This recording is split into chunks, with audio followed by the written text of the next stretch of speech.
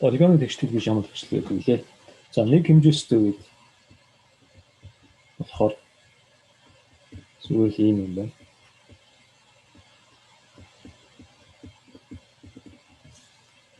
Хугацааны хугацааны 2 дугаар хамгийн уламжлал хасах нь x-ээр авсан 2 дугаар хамгийн уламжлал гэсэн тэг гэсэн юм байна шүү дээ.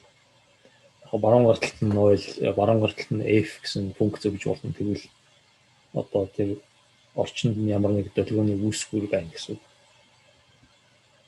За тэгээд ерөнхийдөө энэ яг харахад бол мэдээж нь tx гэсэн 2 өсгч байгаа болохоор үүндээ бол 2 хэмжээстэй байгаа. Гэхдээ энийг нэг хэмжээстэй гэж ярьдаг. Яагаад гэвэл ерөнхийдөө энэ хувьсах процессыг илэрхийлж байгаа юм тэгшлүүд жишээлбэл дулааны тэгшлэл, долгионы тэгшлэлдэрт зүгээр энэ орон зайх нь хэмжээг аваад тэгээд тэрийг нь хэмжээсгээд яриад явчихдаг. Одоо жишээлбэл нэг хэмжээстэй долгионы тэгшлэл гэхээр орон зай нэг хэмжээстэй, дээрээс нь хугацаа тэгээд яг үндэ бол 2 хэмжээстэй гэсэн.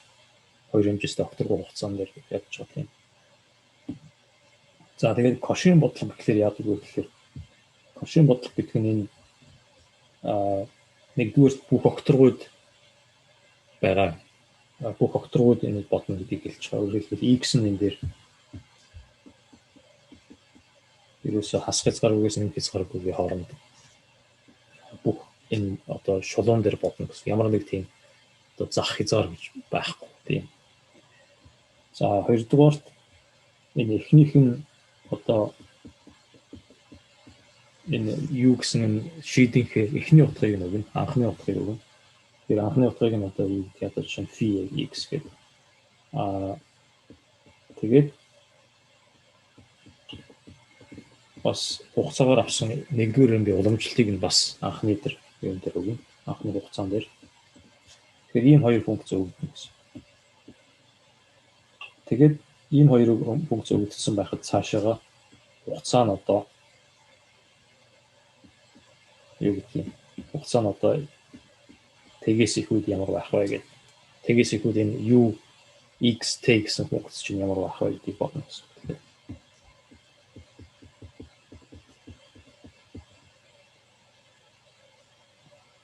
За энэ дахиад биччихье.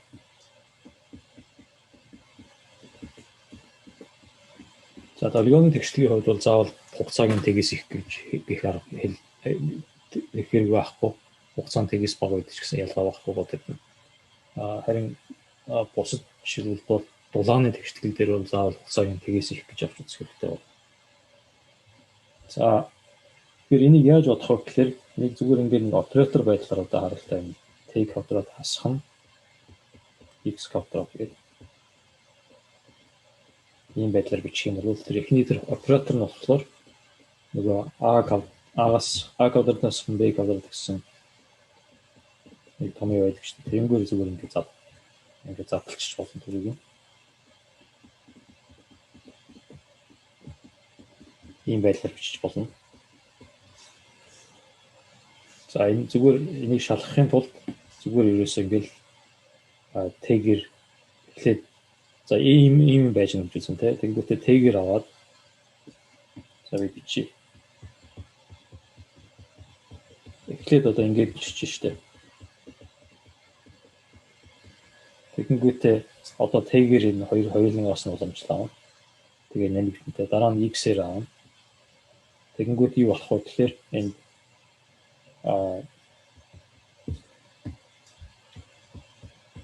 d квадрат ийм орж ирнэ. Тэгснэ хасах нь dx dt юу нэмэх нь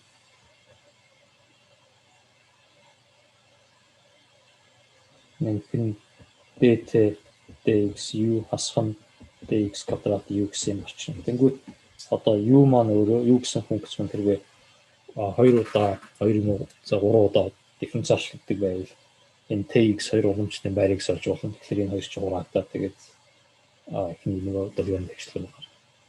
За одоо энийг харж гад яаж бодох вэ гэхээр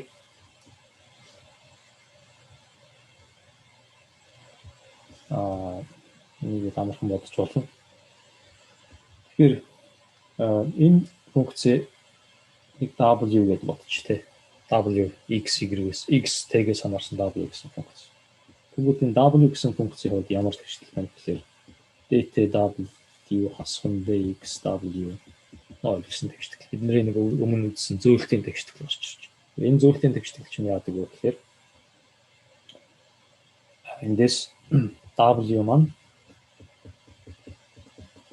өөрөө ямар нэг за G гэсэн функц. Зөвхөн X-с асуун T-гээс хамаардаг ийм юу байна гэж байна. За тэгэнгүүт яаж юм гэхээр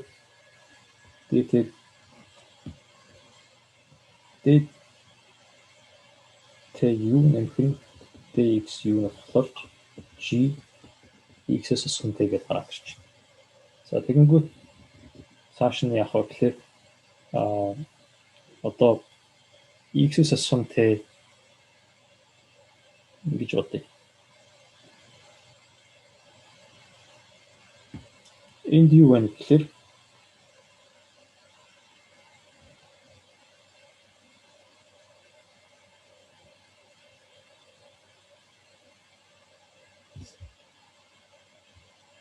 X дээр за энд ямар уламжлал байна гэхээр ингэж үзэж болно те. X тэгээд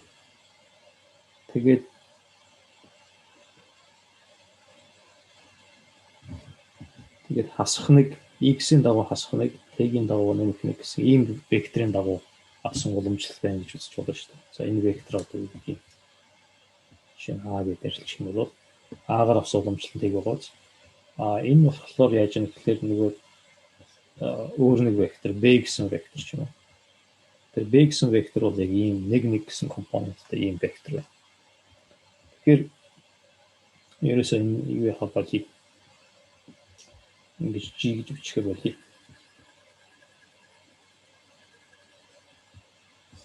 Зүгээр энэ тэгшлэгийг ерөөсөө ингэж T А-гийн дагуу авсан, B-гийн дагуу авсан. Өөр нь 0 гэж бичиж. Тэгэхээр за энэ чи үгүй гэхээр B-гийн дагуу авсан одоо уламжлал нь зөвхөн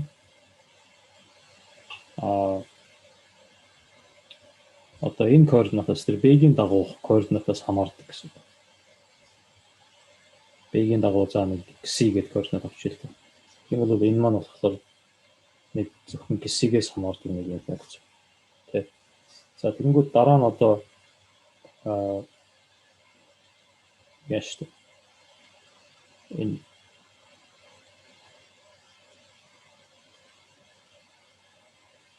B-гийн дагуу авсан уламжлал нь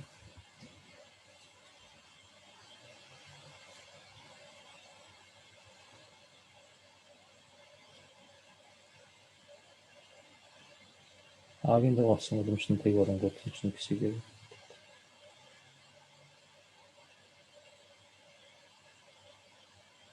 Зөв.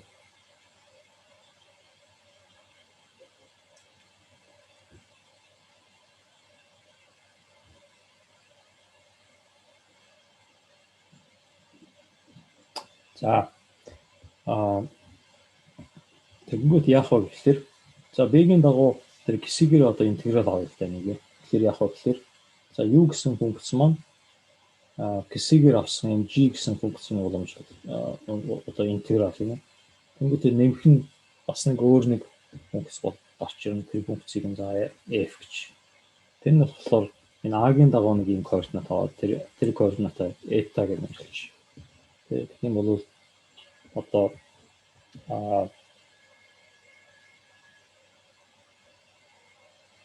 тэр одоо энэ гисийн дагуу интегралчлахад гарч ирж байгаа тогтмол нь бол eta-гаас хамаарч болно шүү дээ. Eta бол энэ F гэсэн функц ямар ч юм бол. За тэгээд энэ функц энэ нь бол зүгээр G гэдэг нэг дурын функц байсан юм чинь. Энийг зүгээр интегралыг нь бас нэг том G гэсэн функц гэж тавьчих тий. Тэгээд эцэстээ юу гарч ирнэ гэхээр за F чинь юу вэ? F чинь болохоор X дээр нэмэх T юм. Eta чинь болохоор X дээр нэмэх T. G нь болохоор x-с асхан тэг. За ийм хоёр нэг хэмжээстэй долгионы тэгшлэг маань болохоор дурын 2 fg гэсэн хоёр функцтэй функц өгдсөн үед x дээр нөхөнтэй x-с асхан тэгээс хамаарсан юм гэж. За тэгэхээр энийг чи яадаг вэ? Жишээ нь одоо энийг нь аваад үзэх юм бол x дээр нөхөн тэгийн тэг гэсэн хувьсгч тогтмол үед энэ юм өөрчлөгдөх гэсэн үг. Тэгэхээр жишээ нь нэг ийм анхны нөхцөл нэг ийм юм байлаа гэж үү те. Зөвхөн одоо энэ эхний гишүүнийг харж байгаа шүү. Тэнгүүт энэ овгор юм маань яах вэ гэхээр хаашаа явах вэ? Овгор юм маань болохоор зүүн гар тийш явах юм те. Овгор юм маань болохоор ингэ явчихна. Ийм маягаар яа. Энэ болохоор тэр f x дээр нөхөнтэй x. Нөгөөх нь болохоор за нэг ийм юм байлаа гэж дээ. Тэнгүүт энэ чинь болохоор ингэ ийшээ явах. Тэр нь болохоор g гэсэн. За тэгээ анхны нөхцлөө тавьж болно. Анхны нөхцөл тавьж үйл ингэ шүү дээ. ux 0 нь fx нэмтэн gx гэдэг. Одоо энэ тавын даа очоод t-ийг 0 гэж тавьчихтэй. Одоо нөгөө уламжлалыг нь тавихын тулд яах вэ? За юу ч гэсэн эхлээд юугийнхээ хугацааны уламжлалыг бодъё. Тэгэхээр f чинь ийм нэмэгтэй байх хэрэгтэй. Тэгэхээр энэ үгээр зүгээр f гэд хасах нь g-ийн уламжлалтай байх нь g дотор хасахтай байгаа учраас. За одоо уламжлалаа эндээ t-гээ тэг гэж тавьчих. Тэгэхээр ийм орчин тий. За тэгээ энэ маань өөрөө phi гэсэн гээд өгөгдсөн байгаа шүү дээ. Phi гэсэн функц. Энэ нь болохоор c гэсэн функц гээд өгөгдсөн байна. За тэгээ эндээс одоо f2 олно гэсэн. За f2-ыг яаж олох вэ?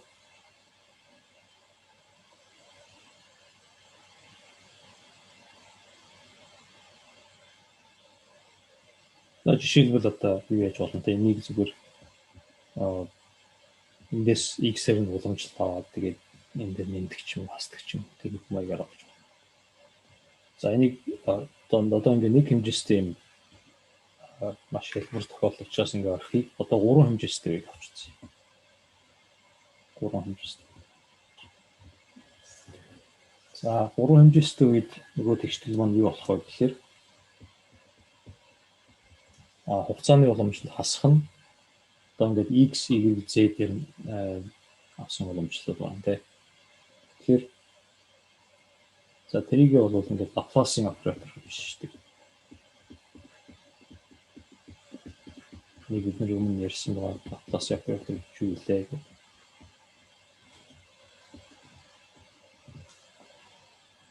За тэгээд юуны төрөнд энэний одоо кошин бодлого гэхлээр тэгэл юу яах гэсэн үг шүү дээ. Энийг ингээ юуны координатуудаа x, y, z гэж нэрлэхний оронд x1, x2, x3 гэж нэрлэчихээ. Тэгвэл арга амар x3 гэдэг. Тэгээд x гэсэн вектор болохоор ийм x1, x2, x3 гэсэн компонентоос бүтдэг ийм 3 хэмжээстэй вектор. Тэгэхээр одоо жишээлбэл x0 гэж бичих юм бол энэ x энд байгаа энэ x чинь 3 хэмжээстэй юу 3 хэмжээс вектор болгоо цэгдүүлж байгаа. Тэгээ энийг болохоор phi x гэдэг. За хугацаар авсан уламжлалыг нь psi x гэдэг өгцөнтэй. За энд бол x маань болохоор 3 хэмжээстэй вектор байгаа юм. За юуны төрөнд эхлээд юу яа?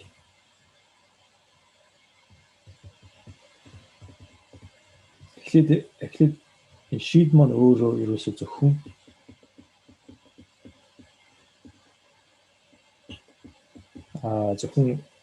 тухайн цагийн координатын их хүртэлх цаанаас хамаадаг. Өөрөөр хэлбэл бөмбөлгөн тэгшинтэй гэж үзсэн. Энэ r гэдэг нь болохоор координатын их хүртэлх цай. За тэгэх юм бол яадаг вэ? Бид нар ийм бөмбөлгөн тэгшинтэй функцийн хувьд Лапласын оператор маань ямар болж байгаа яаж өөрдөг вэ гэхлээр зүгээр R авсан 2 дугаар гэмт боломж нэмт нь 2-ыг хуух нь R үржих нь R авсан 1 дугаар гэмт боломж тэгээд ингээд хөрчдөг. Тэгээд бид нөгөө Лапласын операторын тулгуур шийдийг гаргахдаа энэ томыг гаргасан байгаа. За тэгээ эндээс цааш яадаг вүлээ? Нөгөө бас хувийн тулгуур шийдийг гаргахад бид нар бас энэс RU гэсэн энэ комбинацийг аваад тэгээд R-аар 2 дугаар гэмт боломж авчихаар юу гардаг вүлээ? Энийг тооцож үзсэн тийм.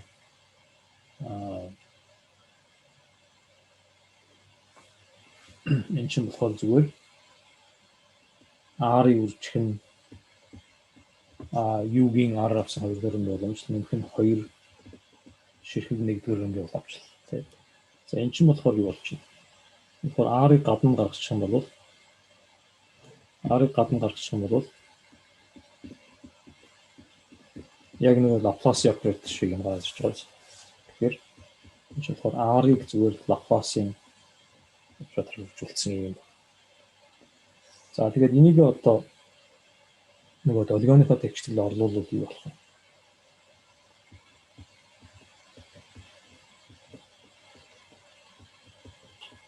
Энэ чинь юу болох вэ гэхээр Лапласын оператор тийм. Чинь юу болох вэ гэхээр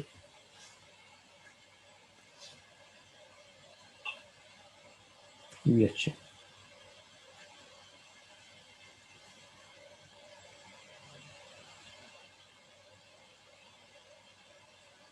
Угаасаа эхнээс зүгээр бүр R-аар үржүүлчих хоёр талыг. Тэ. Тэгэхээр R-ыг үржих нь тэгэнгүүтээ нэг R-аа дотор нь аваачаад авчих.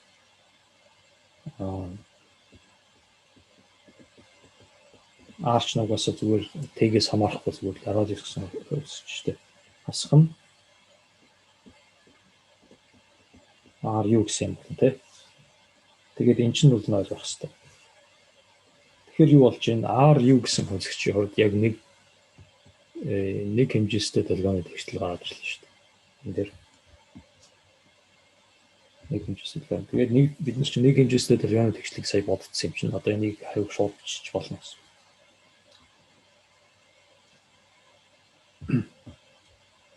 Өөр дахиад ингэж бичиж болно. dt хасах нь dr dt нэмэх нь dr ru тэнцүү 0.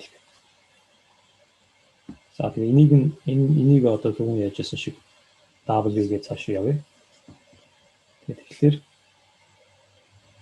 за одоо энэ дээр яг нэг ялгаа нь болохоор юу энэ r гэсэн хөлсөгч нь болохоор нөгөө төв хүртэлх зай байгаа штэ. Координат их хүртэлх зай. Тэгэхээр уучлаарай нэг юм хэлж болох гэсэн болов. За би сонсдог бишэлтэй юмаа тэгээ та жоохон чанга гэрчихгүй юу? За тэгэж хэлсэн. Тэгээд сонсох гэж амар хэцүү байна. За хичээе. За тэгээд R чинь тэгээс энэ нэг хэмжээстэй үед болохоор X чинь болохоор хасгаж гараагүйс нэг хязгааргүй явж байсан тийм. Энэ 3 хэмжээстэй үед R гэдэг энэ нэг одоо координат оруулчихад байгаа шүү дээ. Энэ R бол зөвхөн тэгээс их байдаг юм өсөж байгаа. Тэрэн дээр ялгаа байгаа. За тэгээд одоо ийм юм авч үзье. За энэ дээр R чинь энэ байна те. T нь болохоор ингээд дээшээ явж байгаа.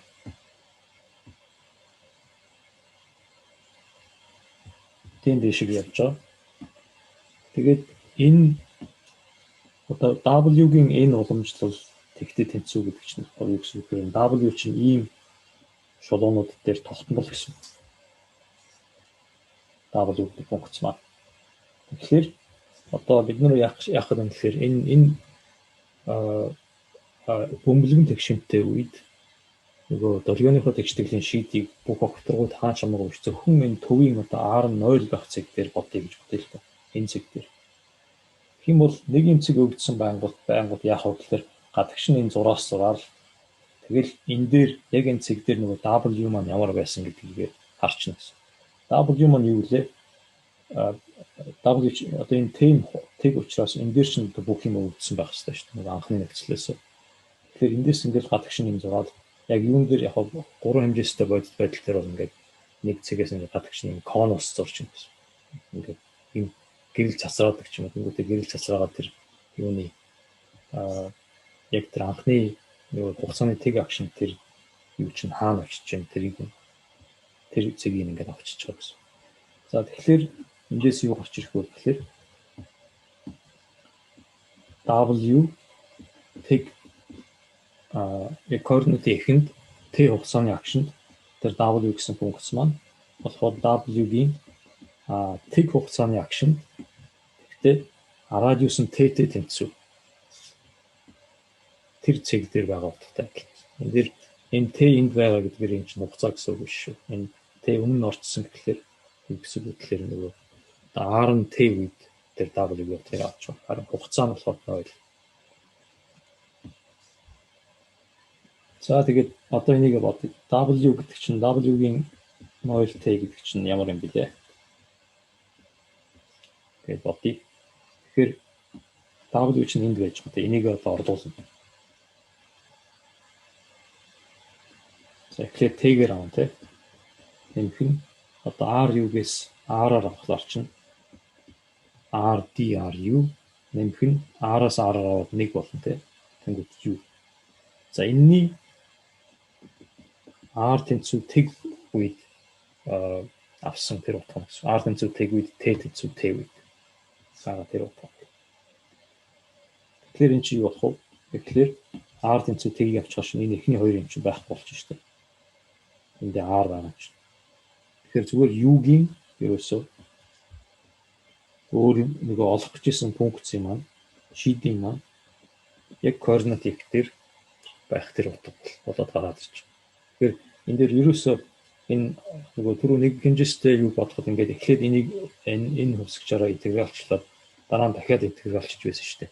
Энэ ерөөсөө тех шаардлагагүй. Яг гэдэг нь R нь тэг үед бодож тэр шийдийг бодох учраас энд ерөөсөө ямар ч хэрэггүй болчихж байгаа. Яг тэгэхээр энэ дээр нэг R нь тэг болохоор тэр уламжлал авсан хэсэг байхгүй болоод зөвхөн тэр U гэсэн юм дээр гараад ирж байна. За тэгэхээр одоо ер нь баг бодож чинь гэсэн үг. Одоо яах вэ гэхээр нөгөө T-ийн хугацаанд тэг үед R нь T үед байгаа тэр W одоо анхны нөхцлөөр илэрхийлэх хэрэгтэй. Тэгэх юм бол одоо болчихж байна. За W T тэг гэдэг юм лээ. За одоо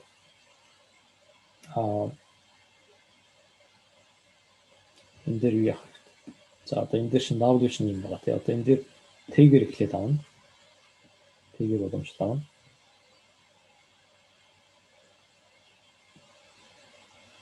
За data юу тийм ээ? Энэ дээр жоохон нөгөө R нь T болцсон учраас жоохон юу хүмүүсийг жоохон самууруулж магадгүй. Тэгэхээр за эхлээд ер нь зүгээр энийг л харчих. Энэ дээр бид нэг ингэ бодсон байгаа шүү дээ. Уламжлалыг. Угаасаа W гэдэг чинь юу вэ гэдэг энэ байж. За тэгэхээр эхлээд энэ байж юм те. Тэнгүүд R ч нь өөрөө T байгаа шүү дээ. Тэгэхээр тэр урт талд удаа T орж ирж байна. Нэмэх нь бас яг түрүүнийхтэй адилхан. Энэ дээр бүр аргументыг нь биччихье. T 0 дээр нэг утгыг нь бодно. Нэмэх нь за одоо энэ орчин те. Энэ дээр за R-аар авсан уламжлал орчин. Тэгээд өмнө байгаа энэ R нь болохоор T болчихно. Яг тэгвэл бид нэр энэ R нь хэцүү T гэж аваад. За энэ хувьсгчийн энэ уламжлалын бас T0 дээр хэцүү утга нэмэх нь за одоо U-гийн T0 дээр. За тэнцүү юу. Энийг ингээд одоо инфитгээд ингээд биччихье. Хугацаагаар авсан уламжлал. Тэгэхээр жишээлбэл энэ дээр байна шүү дээ. Энэ хугацаагаар авсан уламжлал байгаа биз. Энэ бол юу шүү дээ. Нөгөө psi гэдэг анхны нөхцлөөр үлдчихэж шүү дээ. Харин энэ дээр болохоор за энэ бол нөгөө phi гэдэг анхны нөхцлөөр үлдчихэж байна. Өөрийнх нь шийдийн маань утга байж байна. Хугацааны тэг акшн гэх утга. Энэ юу болох вэ гэхээр энэ бас нөгөө phi-гээс энэ чинь нөгөө phi гэсэн функцийг зүгээр радиусын дагуу уламжлал авсан байгаа. Тэгэхээр phi мэдэгдэж байхад тэрийг бол радиусын дагуу уламжлал авч болно шүү дээ. Phi чинь анхны нөхцөл. Одоо T0 өгдсөн байна. За нэмэх нь нэг зүгээр хэлбэр байдлаар ингэж бичээ. Хугацааны уламжлалт TU T0 гэж бичиж. За одоо энийг юу гэж харах хэрэгтэй вэ гэхээр энэ энийг одоо хугацааны уламжлалт биш. Энэ юу юм бэ гэхээр за юу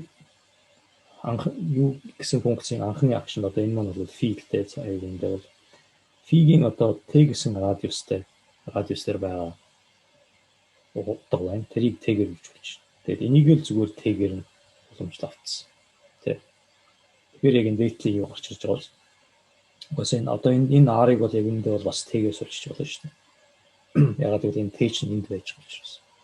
Энэ R бол зүгээр л энэ эхний одоо 1-р 2-р хувьсгчунд эхний хувьсгчаар уламжлал авч байгаа шүү гэдгийг тэмдэглэж байгаа R ба. За тэгэхээр одоо ингээд шууд бичиж болж байна те. Тэгэхээр энэ хоёр чинь одоо энэ томьёо харна. Тэгэхээр эхнийх нь болохоор бидний олгож байгаа шийдвэр чинь U0 тэгээд тэнцүү баруун гол талд нь одоо юу байгаа вэ? Баруун гол тал чинь энд байж байна те. Энийг аваачаад одоо ордуулаад бичиж. Тэгэхээр TU T0 нэмэх нь ингээд. За тэгээд за нөгөө энийг одоо ингэж бичсэн ч болно. C гэдэг бид нөгөө нэр өгсөн юм шин.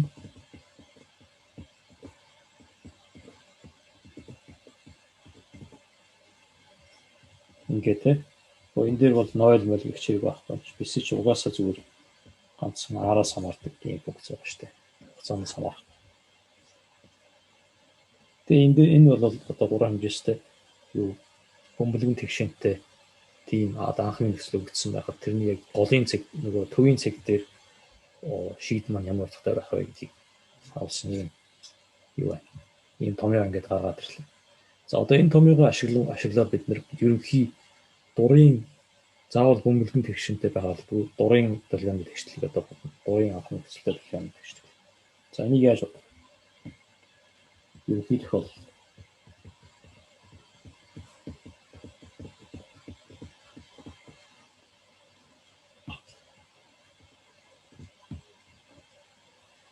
за ерөнхий тохиол яг гэхээр одоо нэг юу яалаа гэж долгионы тэгшил за нэг анхны нөхцөл өгөгдсөн. Тэгээд ингээд долгионы тэгшлийг бодлоо. Тэнгүүд нэг функц гараад байгаа тийм. За одоо тэр функцээсээ бид нэр бөмбөлгөн тэгшинтэй тийм функц гаргаж байгаа. Тэгэхээр яаж тэрийг гаргаж авах вэ гэхээр энэ U гэсэн нэг одоо шийд өгөгдсөн байхад тэрийг аваачаад энэ U6-тай гэсэн болгож хурж байгаа. Тэр нь ямар функц байх вэ гэхээр ерөөсөө юу вэ?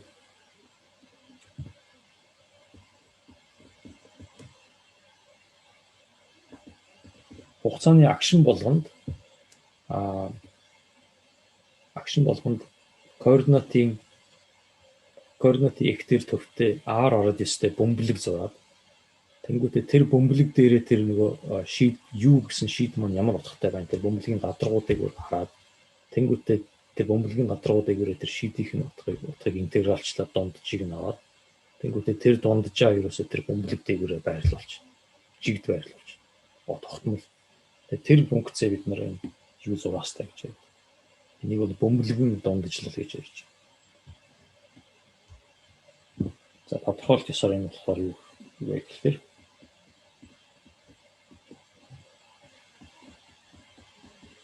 одоо бөмбөлөг дээгүүр юу гэсэн функцээр одоо яаж штэ интегралчлаад юу их утгыг интегралчлаад тэгээд нөгөө гадаргуугийн талбайд нь хуваагаад тэгээд дундчийг нь олж байгаа. Тэгээд ийм одоо ингэнгүүт энэ U6-тай гэдэг функц маань өөрөө бөмбөлгөн тэгшинтэй тийм функц болж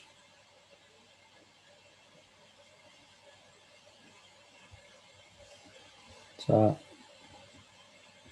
За энийг яг арай өөрөө бас ингэж бичиж болно. Зүйл уламжлал авах хэрэг болж магадгүй. R радиустай бөмбөлөг дээгүүр интеграл авсны оронд зүгээр 160 дэстэй бөмбөлөг дээгүүр тэгэхээр аваад гэхдээ дотор талд нь ингээд аргументаа зүгээр юуныхаа x гэсэн аргументаа зүгээр сонгоод өгсөн. Одоо c гэдэг чинь болохоор нэгж бөмбөлөг төр байгаа. Тэрийг зүгээр r-аар хилсэн. Ингээд бичиж бас байна. За тэгэхээр одоо энэ u6-тай гэдэг функц маань өөрөө Лапласийн оператор маань өөрөө эргүүлэлтийн тэгшинтэй учраас энэ хэрвээ u гэсэн функц маань полигоны тэгшлийн шийд байсан бол энэ u6-тай гэсэн функц маань полигоны тэгшлийн шийд бас болно. Тэгэхээр одоо энэ u6-тай гэсэн бөмбөлөгийн тэгшинтэй энэ шийдэн дээрээ бид нар өмнө гаргасан тэр томьёогоо бичиж болно. Бас л энэ координат ихтэй төвтэй байгаа. Координат ихтэй байгаа тэр утгыг бодож байгаа. Тэгээ одоо координат их гэдэг маань эндээс харах бол угаасаа ямар ч тийм тусгай цэг биш гэдэг нь харагдаж байгаа. Тэгэхээр дурын цэг өгсөн байхад тэр цэг дээр төвтэй ийм бөмбөлөгн дундчлал хийгээл тэгэл хаалт бид нар одоо бодож чадна гэсэн. За тэгэхээр бидний өмнөх юм чинь үлээ томьёоч юу лээ. Одоо бөмбөлөгийн тэгшинтэй үед энэ доороо энэ Т гэдэг энэ индекстэй байгаа нь болохоор Т-гээр авсан уламжлал гэсэн үг шүү. Энд нь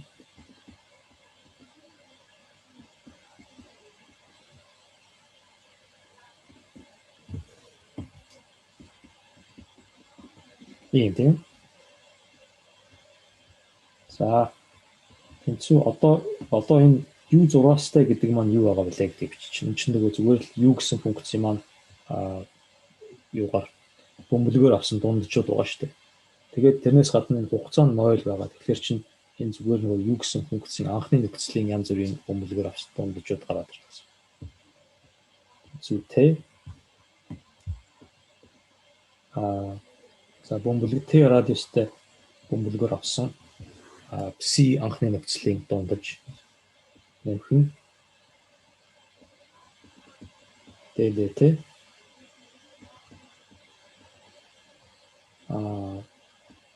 фи анхны нөхцөлийн маань Т радиустай бөмбөлгөөр авсан дундаж тэгээд үржимтэй. За эндээсээ тэгээд Т-гээр уламжлагдсан. Ийм юм болчих. За тэгээд би нэг бүр яагаад одоо тэгэхээр юу координат ихтэй биш дурын x цэг дээр бодъё гэвэл яах вэ гэхээр энэ нөгөө дундажлагдаг операторууд маань өөрснөө тэр x гэсэн цэг дээр төвтэй Т гэсэн радиустай бөмбөлгөөр авсан юм дундчууд болно гэсэн. Тэр одоо энэ шууд бичил та x-тэй гэсэн. Яа. За нэг хоохон 4p Т интеграл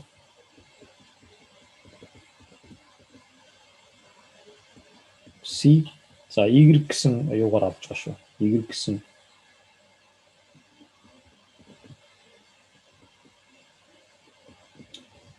гэсэн хувьсгчаар интеграл авч байгаа шүү. За энэ дээр яагаад Т болцсон гэхээр Т квадрат гэдэг юм гадаргуугийн талбай Т квадраттай байсан. Тэрийг нэг Т-гээр бичүүлээд доороо ганц Т-тэй болцсон байгаа. Үнэхээр за энд бас нэг одоо юу гарч ирнэ бас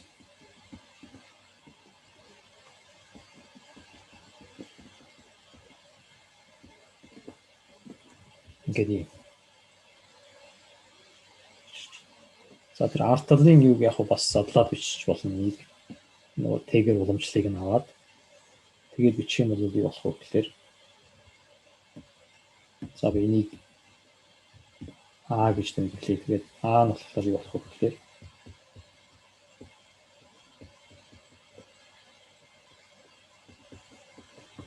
за энэ интеграл бол угаасаа тэгээд тэр x цэг дээр төвтэй Т радиустай бөмбөлгөөр авсан интеграл байна.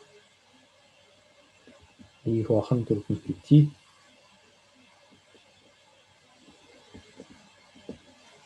R асуулна.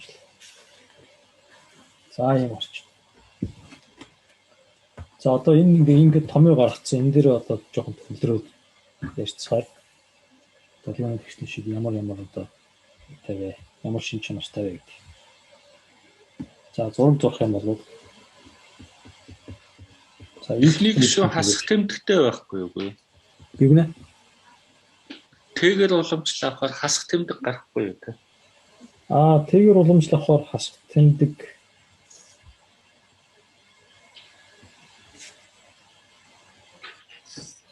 за хасах тэмдэг гарахгүй баха. Энийг авахтаа ингэж аавна л та. Одоо энэ дээр нөгөө нэг энэ за. бөмбөлгийнхээ радиус нь өөрөө Т-гээс хамаарат байгаа шүү дээ. Тэ? Тийм ээ. Тэгэхээр энийг нөгөө түрүүний ярьжсэн шиг ийм болгоод эхлээд зүгээр нэг жумлэгэр аваад ингээд тэгэхээр энэ дээр Т чинь энд ороод ирнэ. Тэгээд болчих байна. За тийм байж магадгүй. За 3 хэмжээстэй юу байгаа шүү дээ окторгоо байгаа те. Тэгээд Т-гээд бас нэг юм гараад тэгэхээр чинь 4 хэмжээстэй юм болчихно. Гэхдээ энэ дээр зүгээр зурхтаа x нь 2 хэмжээстэй юм шигээр зурчих. Тэгэх юм бол за x-тэй гэдэг юм дээр ингээд яаж. Тэгээд тэнгууд ингээд аргашаага ингээд ийм конус зурна гэсэн. Тэгээд гэрлийн конус зурна гэсэн. Тэгээд тэр конусаа Т тэнцүү 0 гэсэн хавтгаатай огтлцуул. Т тэнцүү 0 гэсэн хавтгаатай огтлцуулаад тэгээд огтлцуулахар чинь энэ огтлцож байгаа болохоор нэг юм юу бөмбөлөг гарч чинь Т радиустай бөмбөлөг гарч. Одоо энэ дээр бүх юм яг нэг шууртад гарч байна. Т радиустай бөмбөлөг гарчаа. Тэнгүүд тэр Т радиустай бөмбөлөг дээгүүр авсан энэ баахан интегралууд ч нэг юм байна. Одоо энэ анхны нөхцлөөс гэсэн ингээд авсан интеграл. Тэгэхээр эндээс юу хаагдаж байна? Юуны түрүүнд Т тэнцүү 0. Юуны түрүүнд юу хаагдаж байна гэхээр за мэдээлэл төгсгөлөг хурдтай тархна гэдэг нь харагдаж байна.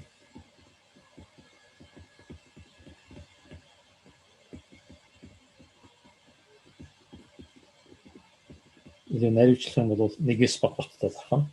Нэгээс хэтрэхгүй. Ягаад гэвэл энэ цэг дээр юу болж байгаа гэдэг нь гадна талд байгаа юмнаас ерөөсөө хамаарахгүй. Зөвхөн энэ зөвхөн ер нь энэ конус дээр байгаа юмнаас хамаарна. Конус дээр ч гэж яг энэ бөмбөлөг дээр байгаа анхны нөхцлөөс. За тэрийг биччихье. UX10 зөвхөн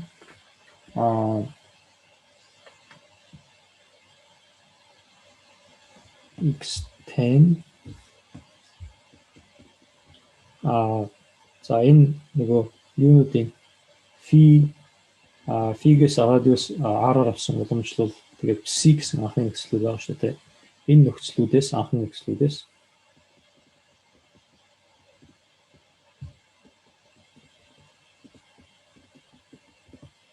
нөхцлүүдийн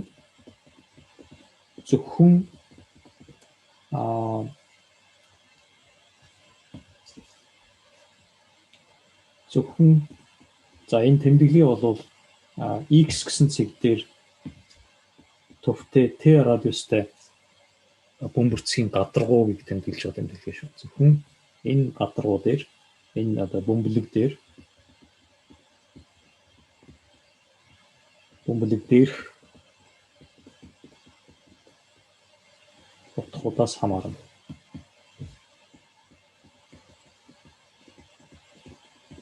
Энэ маш хүчтэй юм юу байна? Чин чанар. За энэ бөмбөрцөг доторх юмнаас хамаарна гэж хамаарахыг бол одоо ингээд юу яаж болно те? Хэлж болно. Гэтэл энэ чинь зөвхөн яг энэ гадаргуу дээрхээс л хамаарна. Энэ дотор байгаа юмнаас ч хамаарахгүй гэсэн. Дотор талд юу болж байгаа тэрнээс зөвхөн яг энэ гадаргуу дээрхээс юмнаас л хамаарна. Энийг бол Huygens-ийн зарчим гэж ярьж байна.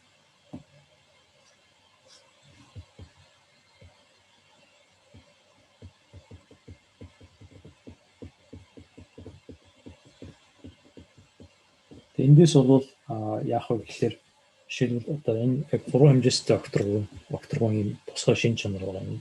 Энэ одоо жишээ нь юг тайлбарлах вэ гэхээр одоо дуу бидний одоо ингээд хүний ярьж байгаа нэг сонсож байгаа шүү дээ.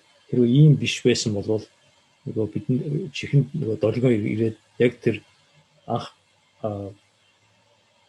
одоо чи нэг хүмүүст Б-үсэг хэллээ гэж бодлоо л да. Тэнгүүд тэр Б-үсэг хэлсэн тэр долгионч нөрч яг Б-үсгээ ингээд сонсгоол тэгэл өнгөрөн. Тэрнээс биш өмнө хэлсэн юмнууд хэрвээ энэ энэ зэг дээр байгаа долгион тий конус доторх юмнаас хамаардаг байсан бол яах вэ гэхээр бүр өмнө хэлсэн тэр юм аваач энэ нөгөө сүүл хэлсэн юмтэй холилдоод ингээд бүү юм уч нь олдохгүй юм болно гэсэн.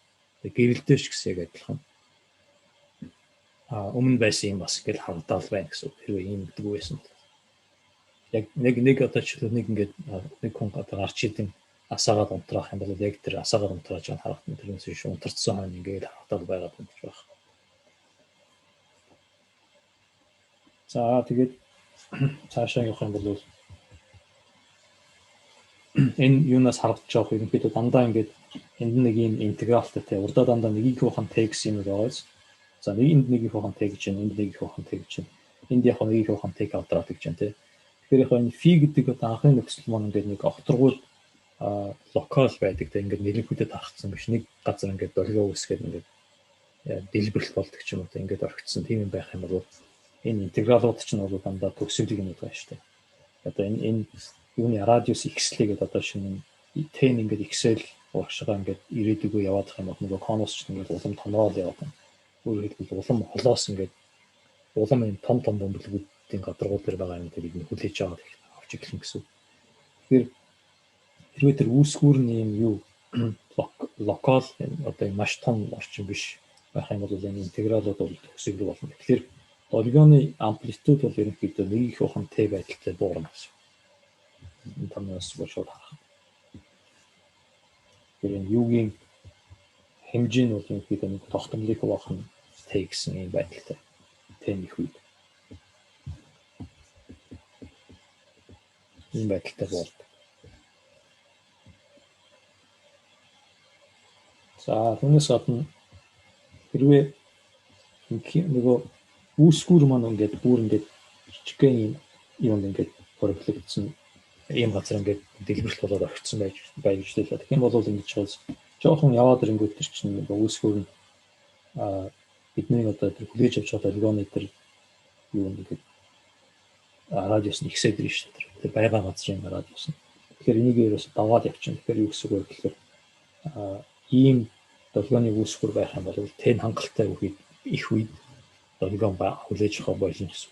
Юу нь шууд ойлгож. За гэх мэтчлэн ийм юм ярьж байна.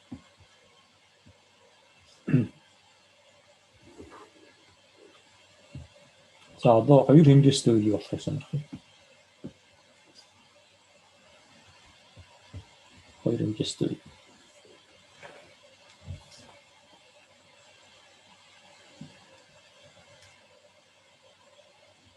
Тэгэхээр нөгөө за x нь одоо r2 гэсэн. За энэ дээр яаж бодж болох вэ гэхээр бид нэг 3 хэмжээстэй үед бодсон юм томьёогоо ашиглаад 2 хэмжээстэй үед бодож болно. За энэ аргыг бол юу гэж ярьдаг? Адамардын хэмжээс буулахаар гэж ярьдаг. За түүх ярих юм бол энэ долгионы тэгшлэлийг 3 хэмжээстэй үед нь бол Посон анх бодсон байгаа. 2 хэмжээстэй үед нь Парсевал бодсон. 1800 он бодсон. Нэг хэмжээстейг нь бол Даламбер бүр Дэвид бодсон.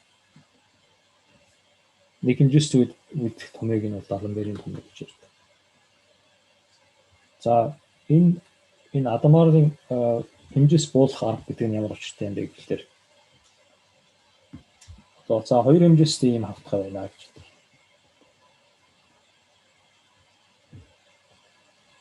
X нэг x2 гэдэг чинь. Тэнгүүд 2 хэмжээстэй одоо ертөнц маань ерөөсөө 2 хэмжээстэй гэсэн үг шүү. Тэнгүүд энийг зөвхөн санаандаа 3 дахь хэмжээс рүү өргөдгөөд z гэсэн нэг юм тэнхлэг авах шүү. Тэнгүүдээ ямар ч долгионы одоо ингээд энэ 2 хэмжээстэй юм дээр ингээд нэг функц байгаа шүү. Энэ дээр долгионы шийдмээ тэгээд тэр бүх шийдийг зөвхөн z тэнхлийн дагуу ингээд өргөдөгч тогтмол байдалтай өргөдөгч. Тэнгүүд юу болох вэ гэхээр нөгөө юу маань функцүүд маань 3 хэмжээстэй функц болж байна. За 2 хэмжээстэй окторгууд байсан долгионы шийд 3 хэмжээс шийдийг 3 хэмжээс рүү ингэж өргөдөх юм бол тэр долгионы шийд хэвээрээ байх бол долгионы тэгшлийн шийд хэвээрээ байх бол хэвээрээ байна. Яагаад гэвэл 2 хэмжээстэй үед нөгөө юу маань юу гэдэг функц маань ийм тэгшлийг хангаж ирсэн шүү дээ.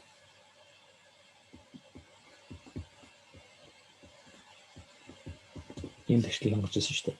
За одоо энэ U гэсэн функц өөрийг ингээд Z-ээс хамаарахгүй байдлаар ингээд өргөдсөн байна. Тогтмол байдлаар. Тэгэхээр чинь яах вэ гэхээр U гэсэн функц зүгээр Z-ээр авсан уламжлал нь 0 байгаа шүү дээ. Угаасаа. Тэгэхээр чинь энийг зүгээр энэ зүгээр ингээд хий 0 ингээд бичиж болно гэсэн үг шүү дээ. Энэ зүгээр оруулаад бичиж болно гэсэн үг шин.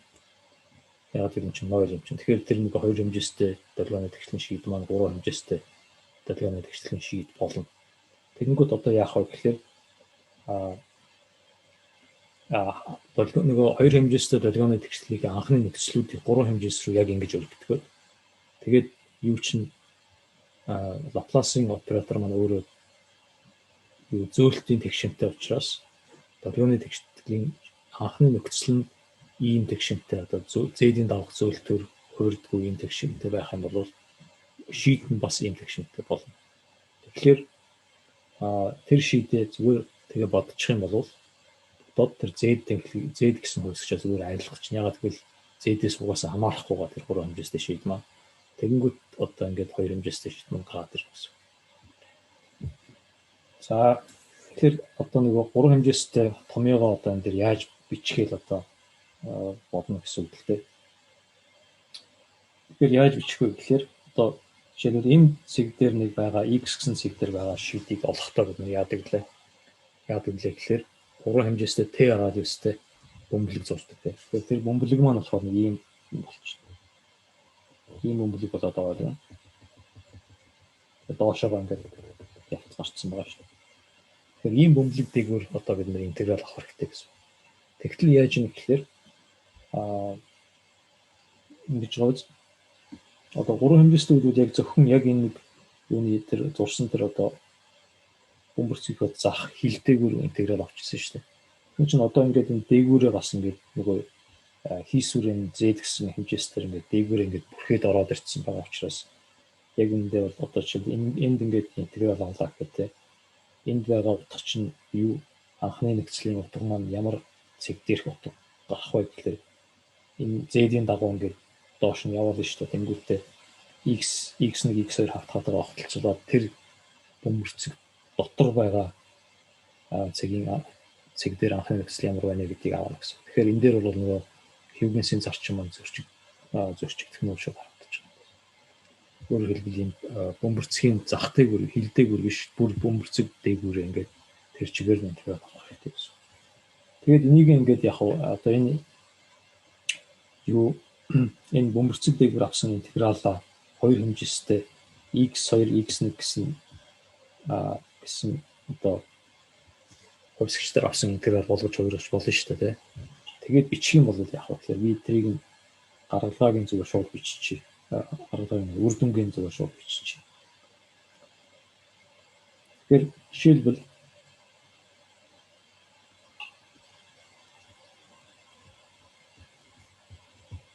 за 3 хэмжээстэй T радиустай x0 гэсэн. Энэ нь болохоор юу гэсэн үг юм бэ гэхээр ягаад 0 гэх юм Z0 гэж гэдгийг бичиж байгаа шүү.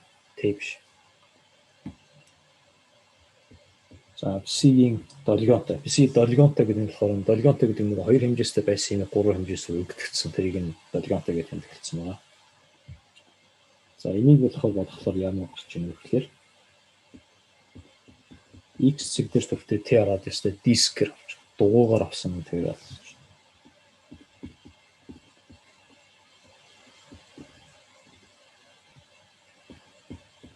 Тэгээд доороо нэг юм юу. Ийм интеграл боддог шээ. Тэгэхээр одоо бүх нөгөө нэг юунуудаа одоо энэ яг нэг бөмбөрц 3 хэмжээстэй бөмбөлөг дээгүүр авсан интеграл байгаа. Энийг одоо ингээд 2 хэмжээстэй хэмжээс дотроос тайлбарлах юм бол болохоор гэдэг юм байна тийм. Тэгэхээр энэ дээр байсан энэ бидний нэг гаргасан энэ интегралууд байна шүү дээ. Эдгээр чинь бүгдээрээ ийм 2 хэмжээстэй интегралуудаар солигдох хэрэгтэй байна. Солигдох хэрэгтэй гэсэн одоо. Тэгээд бичихлээр ийм бол. Одоо ингээд бүх юмаа бүр эргээд 2 хэмжээстэй хэрэгжиж нэг 3 хэмжээс рүү Z рүү өргөдчихсэн гэдгийг мартаад тэгээд бичих юм бол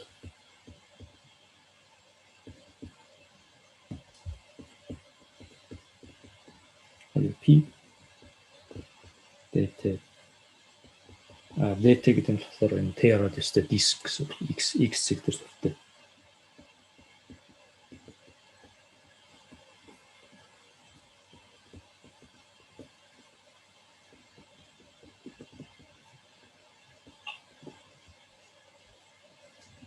Мөнгөн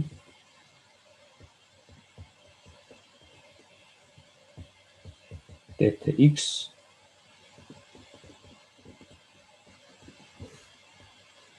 wahan. За ийм том гараад байна. За одоо энэ томьёогоо зүгээр хараад юу гурван хэмжээстэй тохиолдолтой харьцуулаад харъя. Нэг түрүү ярьжсэн одоо Геометрийн зарчим. За нэг конус он юм чинь за x-тэй x-н цэгтэй конус арагшаага явна. Тэнгүүтээ нэг анхны t тэнцүү 0 гэсэн хавтгаатай огтлцсон. Тэнгүүт одоо яах вэ гэхээр нэг ялгаатай интеграл маань зөвхөн энэ дугуйн гадаргуу дээгүүр биш, тойрог дээгүүр биш, өөр дотор нь бас интеграл авах болж байна. Тэгэхээр одоо энэ дээр нөгөө яг Геометрийн зарчим маань зөрчигдөөд долгионы diffuse гэсэн юм ойлголт орчин хоёр хэмжээсээр. За төгсгөлийг хурдтал мэдээлэл төгсгөлийг хурдтал харах нь ойлгомжтой. Яагаад гэвэл энд байгаа энэ төр гадна байгаа юмас хамаарахгүй. X t дээр байгаа бол. За тэгсэн чинь UX-тэй нь болохоор phi r psi-гийн dtx гэсэн диск доторх утгаас хамаарна.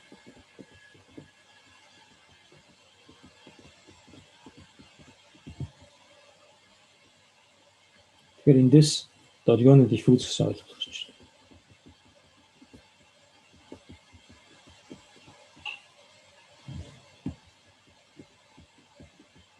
Өөрөөр хэлбэл одоо хоёр хэмжээст бид нэр хоёр хэмжээст амьдэрдэг байсан бол одоо ерөнхийдөө хоорондоо ярина юм харна гэсэн ойлголт хэцүү болно гэсэн. Одоо өмнө нь одоо чинь нэг хүн энэ өрөөнд дотор байж гарцсан бол тэр хүн яг гарцсан хонж гэсэн дүрсэн ингээл байгаалаа. Тэгэхээр тэр бол яг эндээс харахад бол тий юу юм л та. Тэр нь яг нөгөө t-н яг x-с хэн y нь t-тэй тэнцүү үед энэ юу болж байгаа гэхээр 0 болчихгоос энэ язгуурдах хэлэрхийл. Тэгэхээр энэ 0 туугаад тэр яг тэр юуны энэ интеграл дотор долгионы үүсгүүрийн яг тэр нэг юуны гадаргуу дээрх утгууд болохоор энэ дугуйн яг энэ хил дээрх утгууд бол хамгийн их жинтэйгээр орж ирж байна. За тэгээд дотгошоо ингээд явуулахаараа жин багасаад явж байна. Тэгтэл энэ бол тийм хурдан багасахгүй.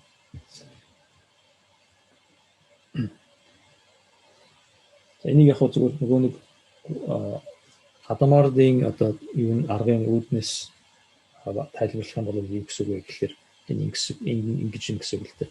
Одоо жишээлбэл цэгэн үүсгэр гэж ярьж байна те. Хоёр хэмжээстэй цэгэн үүсгэрээс гарсан юм юу долгион байна гэж байна.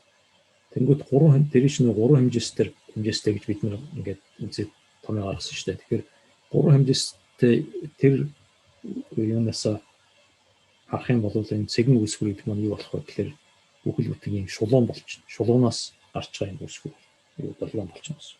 Цэгэн үүсгэр гэдэг нь ерөөсөө ийм болж байна. Ийм шулуунаас гарсан үүсгэр болж байна. За тэгээд бид нар болохоор энийг яаж байгаа вэ гэхээр хоёр хэмжээстэй ийм хавтгай дээрээс ажиглаж байгаа шүү дээ. Ерөнхийдөө тэр хавтгай дээр байгаа хүмүүс бол ийм гадагш байгаа ингээд гарцсан юу байгаа гэдгийг мэдэхгүй байгаа гэж бодож байна. Тэнгүү тэр хүмүүс бол энэ нэг улаан цэгэл энд нэг юм цэгэн үүсгэр байгаа юм шиг байна гэсэн үг л дээ. Тэгээд нөгөө хүмүүс чинь за долгион эндээс ирлээ те. Хамгийн түрүүнд нөгөө эндээс ирсэн долгионыг яг тэр цэгээс ирсэн долгионыг хүлээж авна. Тэгээд цаашаа яах вэ гэхээр чинь яг гурван хэмжээстэй юм чинь эндээс бас долгио ирнэ шүү дээ. Бүр дээрээс ч бас ирнэ. Тэгэхээр ингээд тэр болгоноос ирсэн долгионуудыг нэг чинь хүлээж авах байгаа. Яг энэ одоо томьёогоо харах юм бол ингэж тайлбарлаж болж байгаа. Тэгэхээр энэ нь бол хоёр хэмжээстэй долгионы diffuse үүсгэж байгаа гэсэн. Тэгээ яаж нөгөө эрчим бас яаж буурахыг ч гэсэндээс харж болно л та. За энэ ингээд сүүлд нь хугацаа өнгөрөөд тахлаар бүр холоос ирсэн 3 хэмжээстэй тийм бүр холоос ирсэн долгионыг хүлээж авч байгаатай адилхан бүр хэмжээстэй. Мэдээж юм яг бодтойгоор бол энэ 3 хэмжээстэй байх зүгээр яг математикийн хувьд бол энэтэй адилхан үзэгдэл болж байгаа. За энэ долгион дээр асуух юм байна. За одоо хэдэн минут 30 минут болчихсон байна. Энэ дээр одоо тархалтын талаар нэг жоохон яриад. Тархалт буюу өргөдгсөн функц.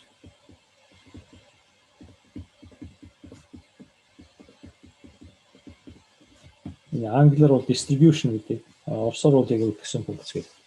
Distribution гэхлээр нэг юуны магадлалын тархалтай бас жоохон холилдох болтой.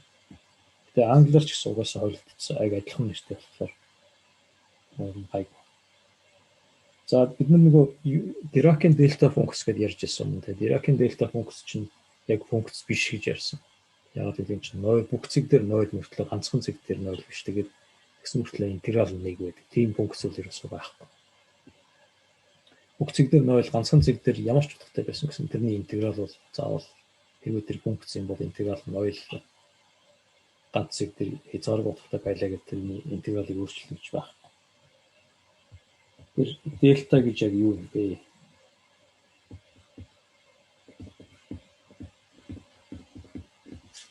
За хариулт нь бол дельта маань функц биш, функционал.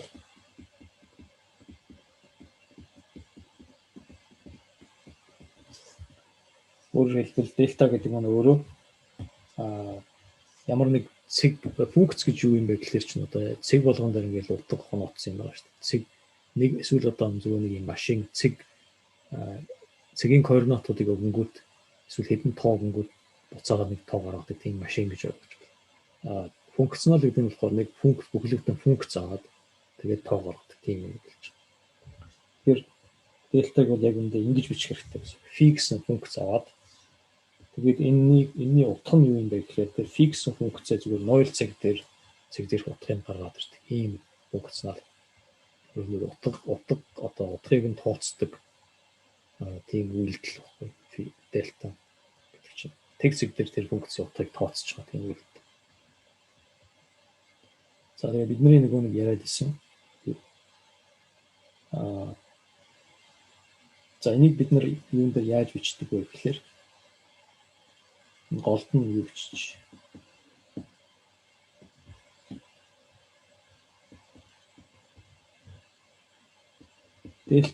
дельта функцийг дурын функцээр үржүүлээд интеграл авахд тэр дурын функцийн 0 цаг дээрх утга гардаг гэдэг ярьдаг шүү дээ. Тэр нь яг үнэндээ бол энэ дельта гэсэн юм функционал фикс функцээр үйлчилж байгааг ярьж байгаа. Тэгэхээр яг үнэндээ бол яг интеграл ингэж бичих нь бол хориотой ингэж бичиж болохгүй. Тэгээ практик дээр бол зүгээр ингэж бичээд тэгээд цаана юу байна гэдгийг нь ойлгоод тэгээд явах юм бол болт. Тэгээ хамгийн анхын тархалтын онолыг Шварц гэж хүн гаргаж ирээд тэгээд ингэж бичиж ерөөсөө болохгүй гэдэг ингээд аюу хатуу ингэ яваад байсан. Тэгсэн чинь орсууд болохоор хамаагүй ингэж бичээд ингээд яваад тэгээд ингээд хоёр өөр практик гарч ирсэн. Тэгээд угаасаа ингээд ингэж бичээд яг цаана юу болж байгааг ойлгох юм бол ингээд бичих болно гэдэг нь заримдаа ч илүү тохиромжтой байдаг. За нөгөө юунууд маань. За энэ болохоор интеграл байна тий. Одоо юуны тэр дельта функцийн чанарууд байгаа шүү дээ. Тэр чанарууд маань одоо ямар энэ хэлэн дээр яаж буухах вэ л та. Тэгэхээр 0 дээр 0 цагтай 0 дээр 0 байдаг ийм функц дээр дельтагаар үйлчлэл юу болох вэ? Тэр мэдээж 0 чинь тэр фи функцийн 0 дээр утга 0 юм чинь. Энэ болохоор одоо юутай харгалзах вэ? Dirac-ийн өөрийнх нь одоо юу юм бэ? Тэснэр бол дельта функц маань 0 биш цэгүүд дээр бүгдээр 0 утга авдаг гэдэгт харгалзаж байна. За дельтаг зүгээр нэг тогтмол нэг утгатай ийм функц. Нэг гэсэн утга авдаг функц дээр үйлчлүүл яах. Тэр функц чинь өөрөө тэг зэг дээр нэг гэсэн утга авна шүү дээ. Тэгэхээр энэ бол нэг болтой. За энэ бол юунд харуулах вэ гэхээр нөгөө дельта чинь өөрөө энэ дээр байна шүү дээ. Үйлчлэл нь болохоор юм хэд фи гэсэн функцээр үйлжүүлээд ингээд интеграл аваад одоо энэ фи гэсэн функц нь энд болохоор нэг байна. Тэгэхээр энд нэг орчих гэсэн. Тэгэхээр энэ юутай харуулж байна вэ гэхээр дельта функцийн интеграл нь өөрөө нэг байдаг гэдэг. Энэ юунд харуулж байна. Энийг одоо илүү наривчлалтай болгож юм гэсэн математикийн хувьд.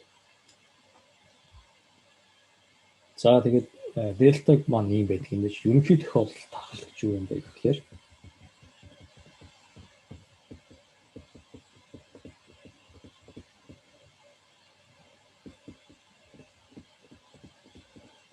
өргөдгсөн функц нь функцүүдийг тоо болгодог. Функцийг тоо болгодог. Шугам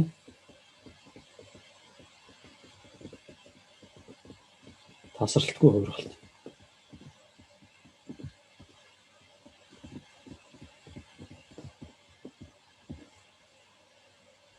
За тэгээд шугам гэдэг нь ойлгомжтой. Тэгээд шугам гэдэг нь болохоор юу гэсэн үг гэхээр нэг тахалт баялаа. Дотор нь хоёр функц хийлээ. Альфа нь болохоор зүгээр тогтмол тоо. Тэгэхээр нөгөө тахалтаараа нөгөө хоёр дээрээ үйлчлээ тэгээд шугам комбинацийг авсантай адилхан байдаг. За энэ бол шугам. За энэ дээр өөр юу хэлэх хэрэгтэй. За тасралтгүй гэж нэг юм ярих хэрэгтэй болно. Тэгээд дээрэс нь ямар функцүүдийг авч үзэх юм бэ гэдгийг бас тодорхойлох хэрэгтэй.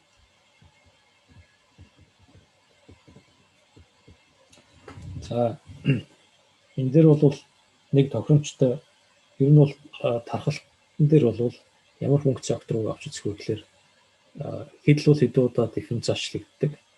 Тэгээд тодорхой нэг ийм одоо мужийн төгсгөлөг мужийн гадна талд нь ойл болчдөг ийм функцүүд хэлж байна. Ийм функцүүдийг авч үзсэн.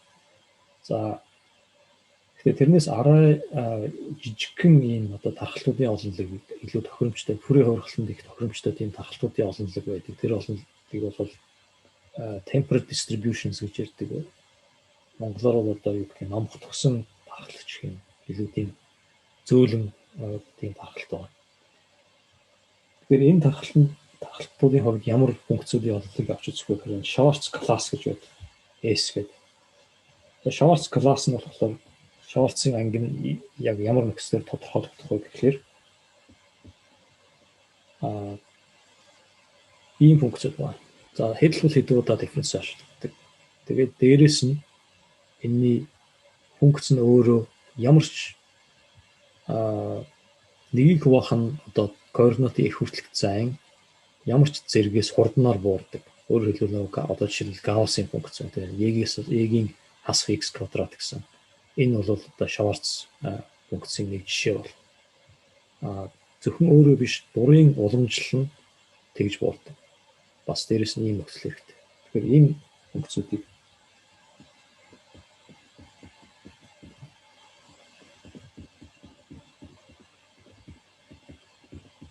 энэ функцүүдийг Schwarz class, Schwarz ангиллын функцүүд гэж нэрлэж байна. За тэгээд одоо хамгийн сүүлд тасралтгүй гэдэг нөхцөл орж ирнэ. Тасралтгүй гэдэг нь юу хэлэх вэ гэхээр энэс ямар ч хамаагүй юм шугам юу байвал тархалт болчихно гэж бас байхгүй. Энэ ийм нөхцөлийг хангах хэрэгтэй. Тэр нь болохоор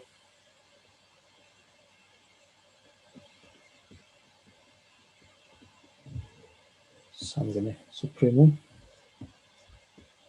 x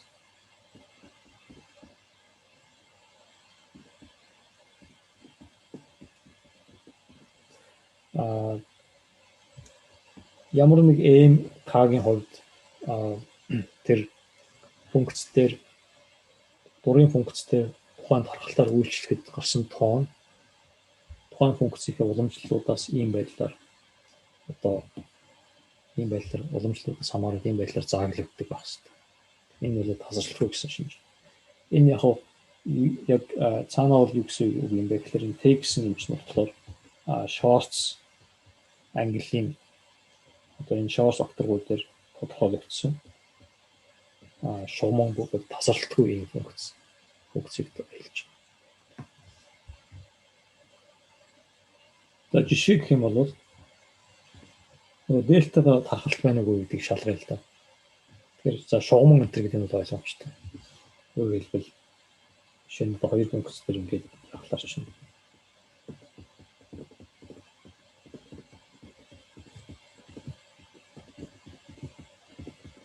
ингээд шугамн гэдэг юм. За энэ яг нийлбэр тоогоор бас үржүүлэнтэй. Тэгэхээр энэ бол ойлгомжтой. За тасралтгүй гэдэг нь гол шалгах юм бол энэ тасралтгүй гэдэг л. За дельта фи энэ чинь болохоор фи 0 тийм. За фи 0 чинь болохоор өөрөө угаасаа фигийн өөрийнх нь супремумээс бага шүү дээ. Фигийн супремум гэдэг чинь бол фигийн максимумыг авч гэсэн үг шүү дээ. Тэгэхээр нэг цэг дээр байгаа утга нь тухайн функцийн максимумаас бага байх нь ойлгомжтой. Энэ дээр mk2 нь юу вэ? K нь 0 байна. M нь бас 0. Тэгэхээр энэ бол зүгээр маш хялбархан шалгагдчих. Яг бүрийн ерөнхий тохиолдол бол энэ марангаар талд заавал юу биш. Энэ функцийн утга биш. Функцийн уламжлал энэ янз бүрийн байж болно гэсэн.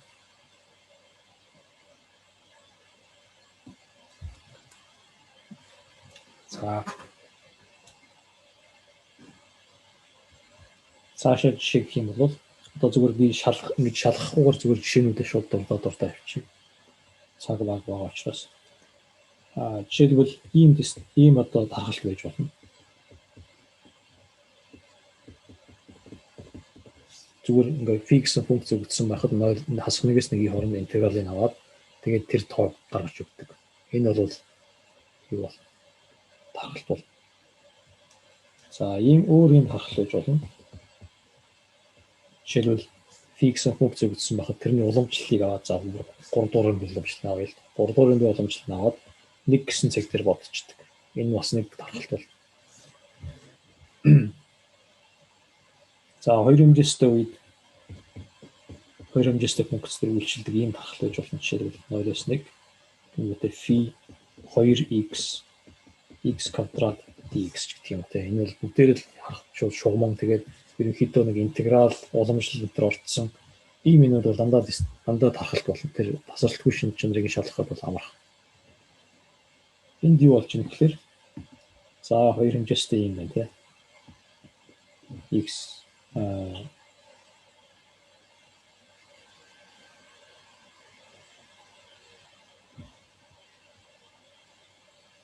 хөөсөгчдөө нэр өгтөж жоохон болох ч за энэ дээр y энэ дээр x гэж. Тэгээд энэ дээр яаж нэ гэхээр 2x гэж. 2 дэшиг ийм нэг хэрчмдэггээр интеграл авсан байгаас тухайн өгсөн функцийг тэгээд 2 энэ дээр 1 0 гэдэг. Тэгээд энэ цэгэр хэрчмдэггээр интеграл авчихсан. Тэгээд утгыг нь буцаадаг ийм үйлдэл. Тэгэхээр энэ дээр ингэж байгаа ерөнхийдөө ингээд жишээлбэл энэ дээр бол хасах нэгээс нэгийн хооронд интеграл авч байна тийм. Хасах нэг гэх. Тэгэхээр энэ тархалт маань өөрөө энэ текстийн тархалт маань өөрөө нэг энэ цэнхэр мужид дээр ингээд байгаа юм шиг бол тэг биш. Цэнхэр мужийн гадна тал болохоор тэг болчихдээ. Ийм. За энэ болохоор яаж юм гэхээр зөвхөн нэг гэсэн цаг дээр нэг боломжтой болдог нэг юм байна шүү дээ. Тэгэхээр тэр бол ерөөдөө нэг гэсэн цаг дээр л тэг биш байдаг юм. Ийм юу тархалт. Дельта функц нь болохоор зөвхөн тэг гэсэн цаг дээр тэг биш байдаг. Бос цаг дээр мэдээ тэг байдаг юм. Энэ хоёр хэмжээстэй энэ тархалт болохоор зөвхөн энэ нэг эрчим дээр ингээд тэг биш бос газар тэг болчихдээ. Ийм юу вэ? Ийм тархалт байна. За хамгийн сүүлд дурын f гэсэн функц өгөгдсөн үед бид нар тухайн функцэд харгалзсан ийм юу харгалт зохиож болно. Тэр нь бол зүгээр л тухайн функцийг дурын фи гэсэн функцээр үржүүлээд интеграл авчдаг. F гэсэн одоо жинтэйгээр интеграл авчихна гэсэн. Тэгэхээр энэ хоёр бол хоорондоо ийм харгалзаатай. Өөрөөр хэлбэл ямар ч функц өгөгдсөн бай тэр функцийг бас тархалт мэтээр авч үзэж болно гэсэн. Тэгэхээр энэ юу гэсэн үг юм бэ гэхээр тархалт маань одоо функцүүдийг өргөдөж байгаа. Тархалт бол яг функц биш тийм тархалт байж болно. Жишээлбэл Диракийн функц байна. Одоо энэ интеграл бол функц биш шүү дээ. Тэгвэл бүх функцүүд бол тархалт болно. Тэгэхээр энэ зургаар зурх юм бол бүх тархалтуудын олондог за S тархалтуудын энэ номх төгсөн тархалтуудын олондог бол S штрих гэж тэмдэглэдэг. Тэгээд дотор нь нэг функцүүд байж байна.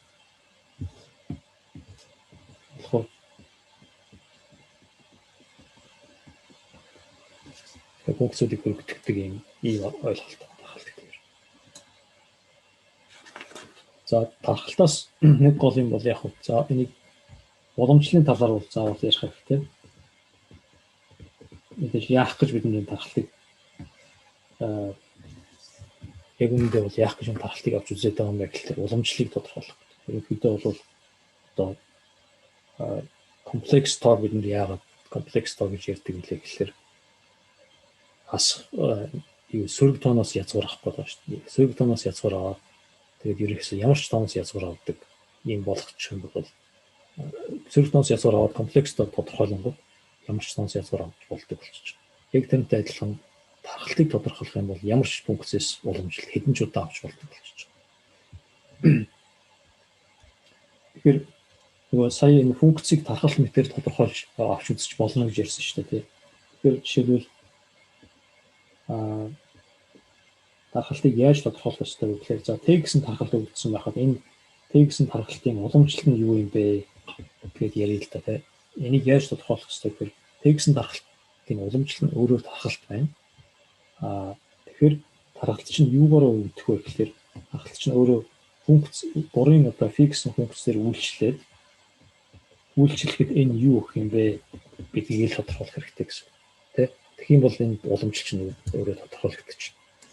Тэгэхээр f гэсэн функцийг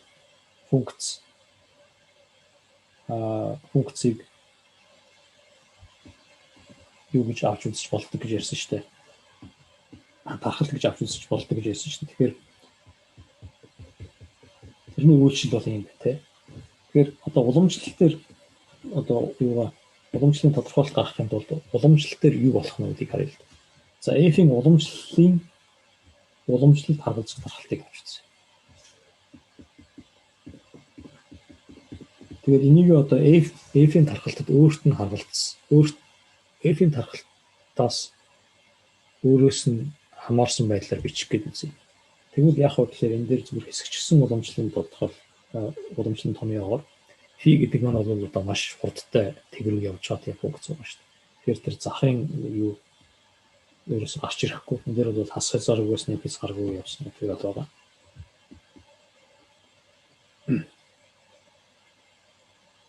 Тэгэхээр f-тэй уламжлалгүй болгочих болно. Хэсэгчсэн тэр аваад уламжлалаа фи дээр өгч. Ийм байдлаар. За тэгээд олон хэмжээтэй тохиолдол болохоор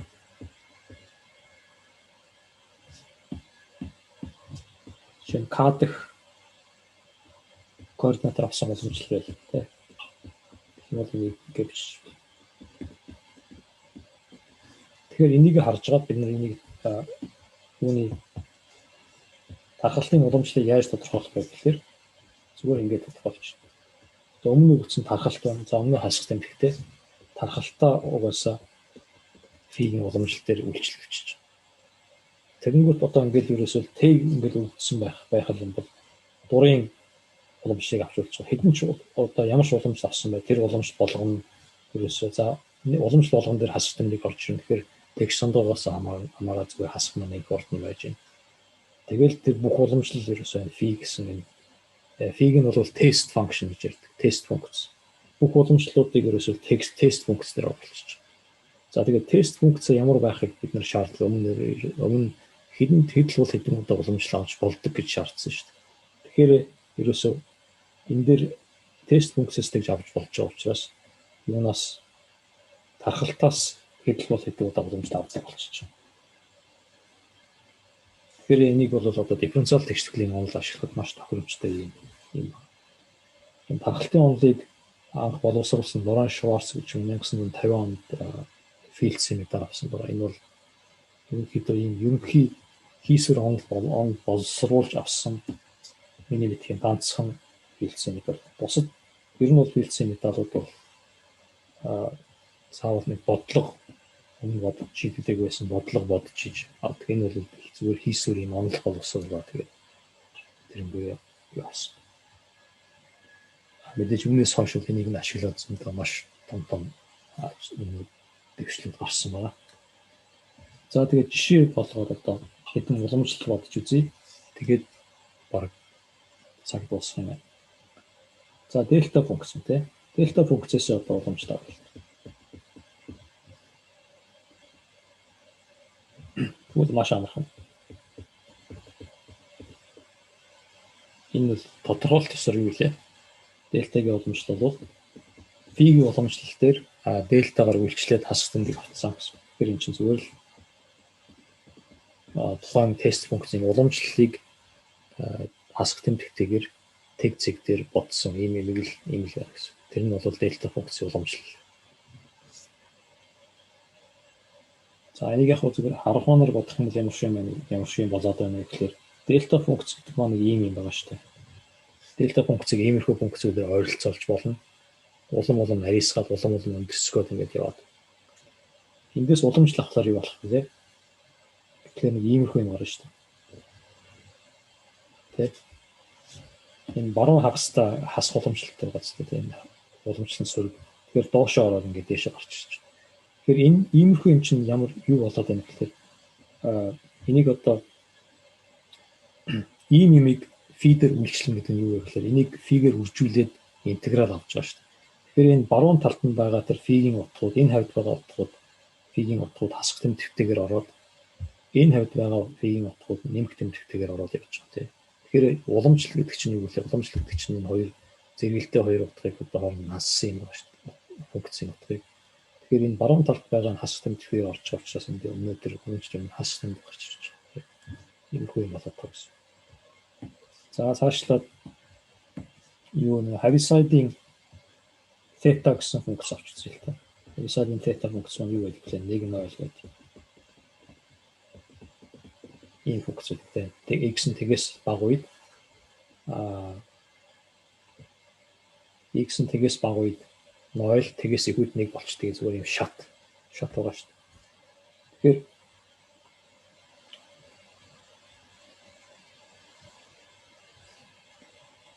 Тэгэхээр за эндээс одоо уламжлал авъя тий. Тэгэхээр юу болох вэ?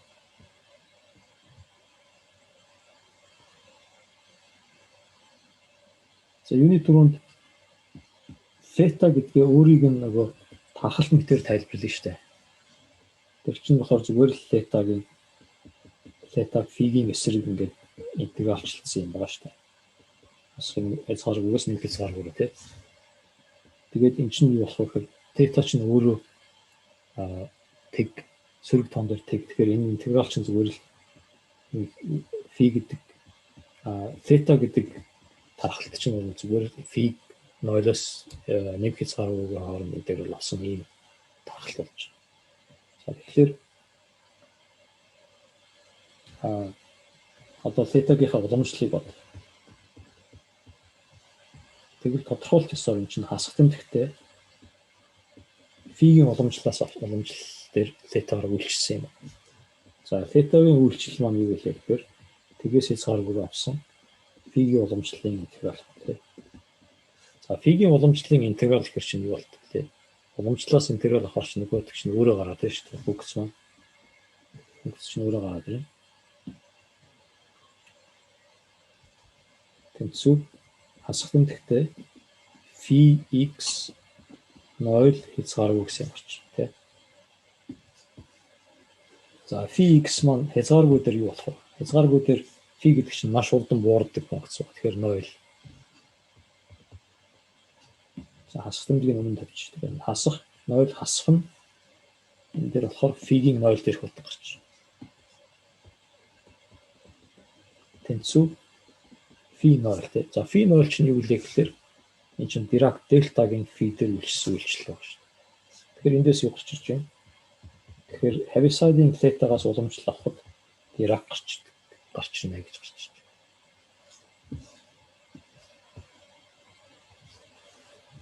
За цаашлаа бид нар жишээлбэл одоо нэг ийм юу ярьдаг шүү дээ. Жишээлбэл одоо absolute утга гэсэн функц юм тий. Absolute утга гэдэг ийм функц байна шүү дээ. Энэс уламжлал авах юу болох? Энэс уламжлал авах sin гэсэн функц гарч байна. Sin гэдэг нь болохоор сөрөг x тийм x-тэй үед хасах нэг утгатай эрг x дээр болохоор нэг утгатай ийм функц.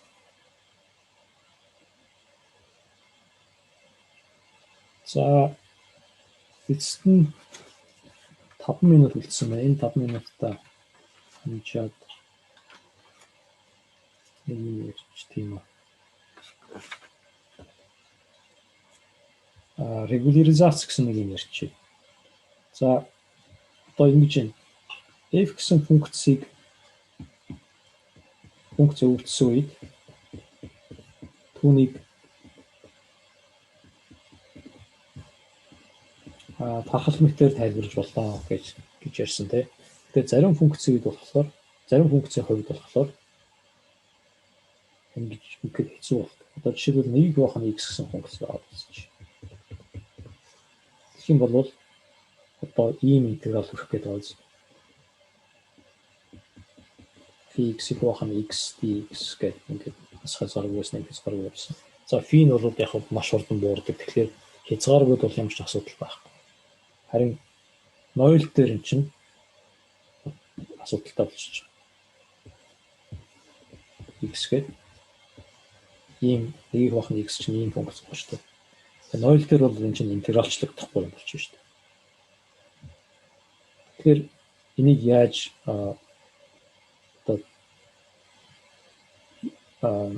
тархалмагтаар тайлбарлаж болох уу гэсэн асуулт гарч байна. Тэгэхээр тэгж тархалмагтаар тайлбарладаг тэр аргыг нь бол регуляризац гэж ярьж байна. Тэгэхээр ямар бид нар яах ёстой юм бэ гэхээр ерөөсөө тэр T гэсэн тархалтыг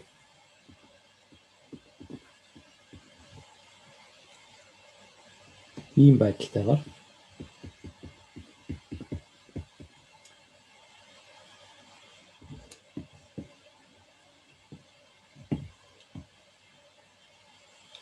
x-ийн phi 0 нь 0 байдаг.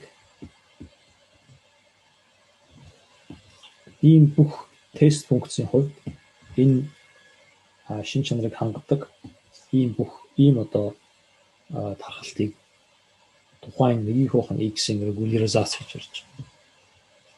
Ийм бол өөрөөр хэлбэл нөгөө сингуляр цэг дээр нь ерөөсөө тоохгүй гэсэн. Сингуляр цэг дээр нь за юу болж байгааг хамаагүй яриг тэрийг болий. Харин сингуляр цэгээс бусад бүх газар яг энэ нэг бохны x-ийн x-ээр хөгжүүлээд интеграл автсан юм шиг ийм үрдэн өрдөг ийм тархалтыг байгуулъя гэж. Хэрвээ тэгээ байгуулчих юм бол тэрийг регуляризац гэж ярьж байна. Ийм бол тэг нэг бохны x-ийн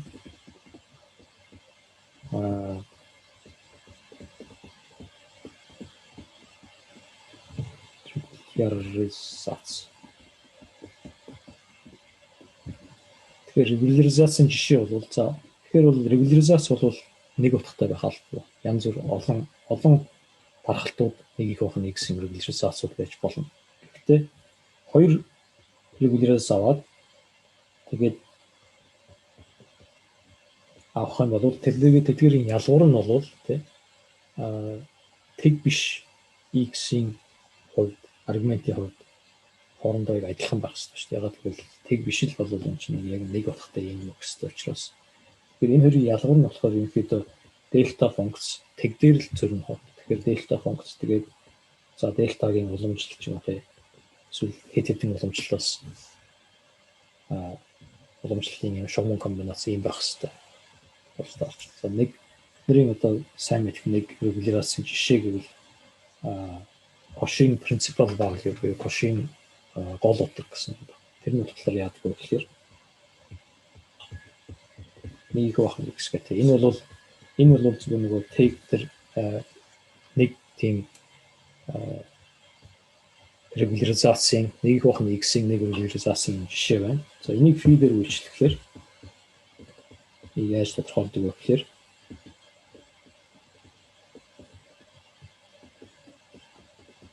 зүгээр epsilon гэсэн юм юутай 2 epsilon гэсэн урттай юм хэрчим тэгийн орчинд байдаг ийм хэрчмийг аваачаад ерөнхийдөө ухаад авчиж байгаа.